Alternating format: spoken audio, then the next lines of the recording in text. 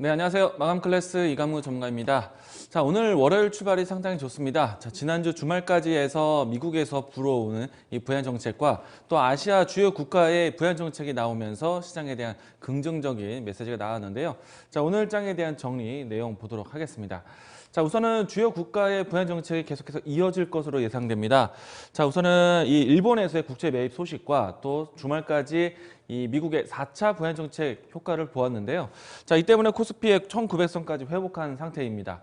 자, 이번 주에는 또 미국의 인프라 투자에 관련된 부양 정책이 나오는지를 주목할 필요가 있을 것 같고요. 물론 이제 우리 증시가 이번 주 좀 황금 연휴를 맞이하면서 이 시장 날짜는 좀 적지만은 주 후반때까지 부양 정책을 기대해 본다라면 증시 내일도 좀 긍정적인 시그널 가져가셔도 좋을 것 같습니다. 자, 다만 이제 시장이 리스크로 잡힌다라면은 이 저유가 기조에 대한 문제인데요. 오늘 이 코스피 장중 시간 동안에 미 선물 그리고 또 유가 선물 지수에 대한 부분들이 상당히 변수적으로 시장에 대한 등락을 만들었는데요. 사실 결과적으로 본다라면은 미 선물 지수는 상승 마감을 했고요. 그리고 원유 선물 같은 경우에는 하락하는 모습들이 연출됐는데 따지고 보면은 이 마이너스 1달러 정도 빠지게 되었는데 시장에서 느끼는 체감 속도는 이 마이너스 10% 가까운 등락이 연출됐습니다. 자, 아무래도 저유가 위치에 있다 보니까 1달러 하나의 이 등락의 퍼센테이가 상당히 큰 것으로 진행되는데, 자, 유가에 대한 변수가 작동했는데도 불구하고 미 선물 지수가 올라가고 또 우리 증시가 올라간 이유, 부양 정책에 대한 효과가 크다라는 것 이야기 드리겠습니다. 자, 만약에 유가에 내일 반등이 연출된다라면 증시에 대한 또 힘이 연출될 것으로 보고 있기 때문에 오늘 시장 중심적으로 이제 중심을 가지고 올라왔던 종목들 내일장에서도 중요한 역할을 할 것이다. 이야기를 드리겠는데요. 자, 중요한 거는 시가총액 상위 종목들의 움직임 포지션이 상당히 좋았습니다. 자, 우선은 HTS 화면 보도록 하죠. 자, 오늘 전체적인 시장에 대한 수급 동향을 먼저 확인할 것인데, 자, 아직까지는 외국인의 수급은 이 시장에 뒷받침이 되지 않고 있습니다. 물론 이제 환율적인 영향의 이 환경이 있기 때문에 외국인의 수급은 당장 기대하는 바가 아니다. 다만 매도를 멈추고 지금 현재 플러스 전환되긴 했는데, 자, 중요한 포지션은 기관의 수급이다라고 말씀드렸어요. 자, 지난주에도 기관의 수급 매도에 따라서 조정이 나오고 수급 매수에 따라서 상승의 흐름이 나타났는데, 자, 오늘 장 초반 때부터 해서 후반 때까지 기관에 대한 수급이 꾸준하게 진행되면서 전체적인 시장에 대한 상승세를 만들었습니다. 다만 이제 이 시가총액 상위 종목들에 대한 움직임들을 보셔야 되는데, 자, 중요한 거는 시가총액 상위 종목들 여전히 외국인의 수급 공백이 연출되어 있습니다. 자, 다만 시가총액 상위 종목들 안에서 지금 모든 종목들이 대체로 올라왔는데, 자, 모든 종목들이 모두 다 기관의 수급이 진행되면서 올라왔어요. 그런데 여기서 그래도 놓지 않는 외국인 수급이 있다라면은 SK 하이닉스가 오늘 외국인 수급 집중적으로 들어왔다라고 볼 수가 있겠습니다. 자, 지난주 이 22일 때부터 해서 21일 때부터 바뀌기 시작을 했는데, 전반적으로 지난주 내내 매수세를 좀 들어왔었죠. 자, 그리고 오늘까지 추가적인 상승세가 들어왔는데, 기관과 외국인의 양 매수세가 들어오면서 SK 하이닉스 단기 저점 지지대를 만들어주고 있습니다. 자, 차트 보시게 되면은 지난주도 이야기 언급을 해드렸지만은 다중 바닥을 만들었던 위치입니다. 8만 원대 유지되면서 지금 다시 한번 작은 등락폭 안에서 박스권을 진행되고 있는데, 자, 이제는 다시 한번 이 박스권 상단 가격대 돌파를 해야겠죠.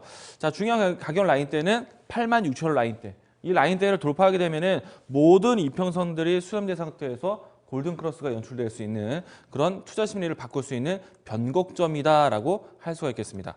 자, 이 지점을 통과를 하는지 좀 이번 주 중요하게 지켜보도록 하겠고요. 자, SK 하이닉스가 움직이게 된다라면은 삼성전자 동반해서 그 흐름들을 따라갈 것으로 당연히 예상하고 있고요. 삼성전자, SK하이닉스가 올라온다라면은 전반적인 반도체 관련된 종목들 모두 다 보시기 바라겠습니다. 자, 그리고 IT 종목들의 움직임이 상당히 중요한데 오늘 LG이노텍이 상당히 강했습니다. 자, 보시게 되면은 지금 13만 원대를 돌파를 하면서요. 지금부터 해서 이 단기 박스권대를 돌파. 자, 그리고 모든 이평선들이 수렴되어 있는 위치인데요. 자, 만약에 SK하이닉스가 움직임이 나온다라면은 이와 같은 형태로 진행될 수가 있습니다. 자, 박스권 돌파를 했어요. 그리고 코로나19에 의해서 빠지고 난 다음에 지금 최근 가격대를 돌파하면서 신고가 흐름이 연출했는데, 자, LG이노텍이 오늘 전체적인 시장의 주인공이었습니다. 특징주입니다. 자, LG이노텍이 왜 올랐느냐? 자, 우선은 이 삼성, 또 화웨이, 또 주요 애플, 그 주변의 주요 IT, 그러니까 이 스마트폰 생산 기업들이 모두 다 카메라 모듈에 대한 기술을 투자를 하고 있다.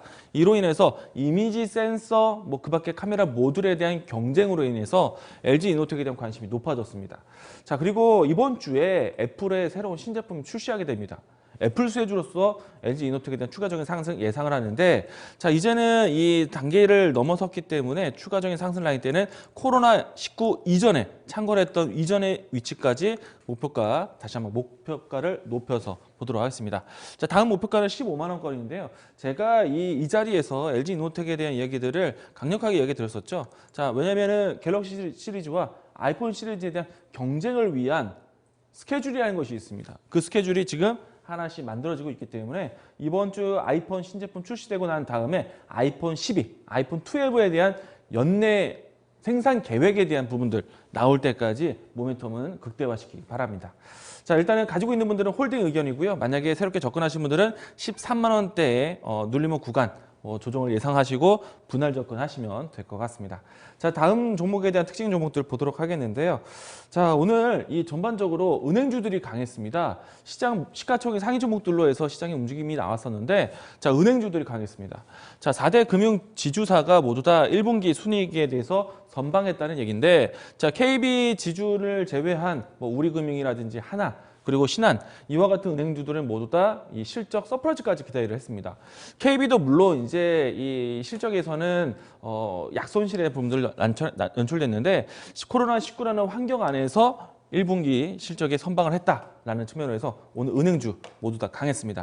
자, 특징적인 내용들 보게 된다면은 은행주 안에서 또 이 외국인의 수급이 들어왔다는 것인데요. 자, 신한지주 보도록 하겠습니다. 자, 오늘 이 큰 폭의 하락을 하고 난 다음에 오랜만에 장대 양봉이 연출됐습니다.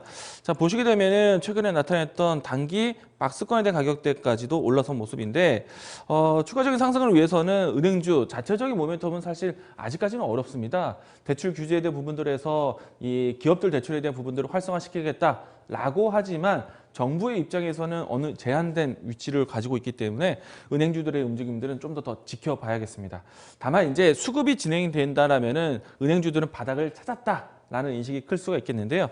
자, 대표적으로 신한지주에 대한 오늘 수급 동향 보도록 하겠습니다. 자, 보시게 되면은 기관, 외국인이 강력하게 들어왔어요. 외국인과 기관에 대한 수급 추이가 계속해서 얼마만큼 커지는가가 아니라 외국인과 기관에 대한 수급이 얼마만큼 지속되는가, 방향성에 대한 투자를 보자 라는 이야기로 보시면 되겠고요. 자, 그동안에 은행주들을 좀 담고 계셨던 분들은 추가적인 상승세 수급과 함께 보시면 되겠다. 그리고 새롭게 은행주들 편입하시는 분들은 일단은 최근에 나타났던 박스권에 대한 밴드를 지켜주는지, 자리를 보고 수급이 들어오는지 함께 보시면 되겠습니다. 자, 오늘 은행주들이 상당히 강했다는 점 특징적으로 이야기 드리겠습니다. 자, 다음 주, 그러니까 내일장에 대한 준비 보도록 하겠는데요.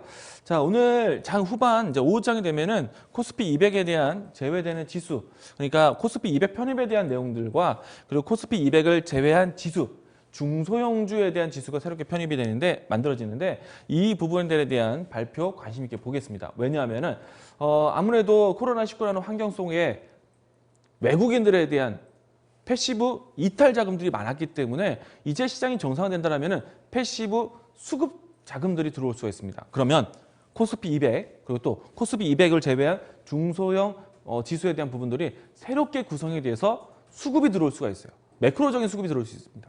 그 부분에서 상당히 유리하기 때문에 이 편입이 되는 종목들을 관심 있게 보자라고 이야기 드리겠고요. 자, 그리고 시장은 전반적으로 투자 심리가 코로나19에 대한 정점 확인하고 그리고 지원, 재정 지원 정책 이런 부분들로 해서 채워지고 있는데, 아직까지 시장에 대한 변화, 어려운 부담 요인은 저유가에 대한 변동성.